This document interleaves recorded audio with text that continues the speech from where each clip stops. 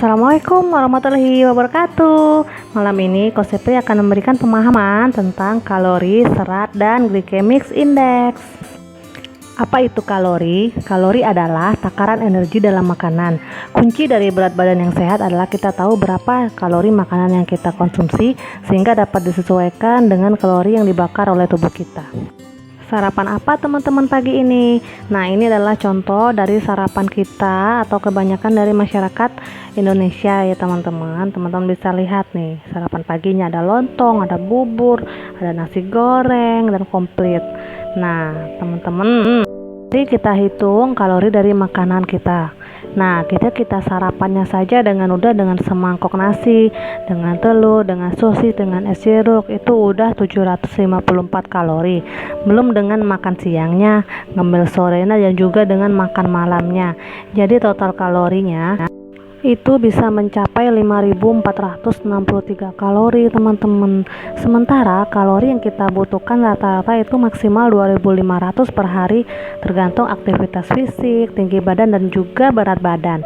Dan kelebihan 3.300 kalori itu setara dengan setengah kilo lemak. Bayangkan teman-teman jika teman-teman terus saja surplus kalori. Lanjut ke serat. Nah, apa itu serat? Serat adalah karbohidrat kompleks yang tidak dapat dicerna oleh tubuh. Tidak seperti protein, lemak, karbohidrat biasa yang dapat dipecah oleh tubuh. Serat hanya akan melalui organ pencernaan setelah Anda makan, lalu akan dikeluarkan kembali melalui anus. Serat terbagi menjadi dua, yaitu serat yang larut air. Dia akan menciptakan gel yang dapat melancarkan pencernaan kita. Yang kedua yaitu serat yang tidak larut air.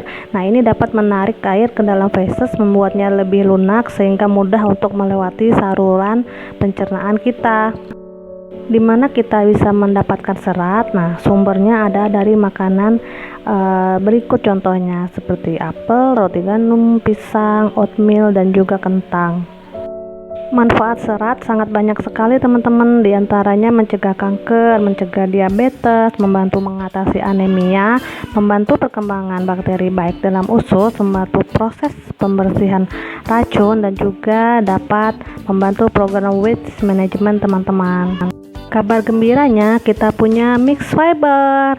Nah, ini memiliki kandungan serat 5 gram per sajiannya. Dapat mendukung kesehatan pencernaan, melancarkan buang air besar, menormalkan kadar kolesterol teman-teman, dan juga membantu penurunan berat badan teman-teman. Materi selanjutnya adalah glycemic index. Apa itu glycemic index? Adalah suatu ukuran yang digunakan untuk mengindikasi seberapa cepat karbohidrat yang terdapat di dalam makanan dapat diubah menjadi gula oleh tubuh manusia. Takarannya berupa angka dari 0 hingga 100. Penggolongannya dibagi menjadi 3, GI tinggi, GI sedang, dan juga GI rendah. Makanan dengan GI yang tinggi merupakan penyebab utama dalam peningkatan gula darah dalam waktu cepat setelah kita makan.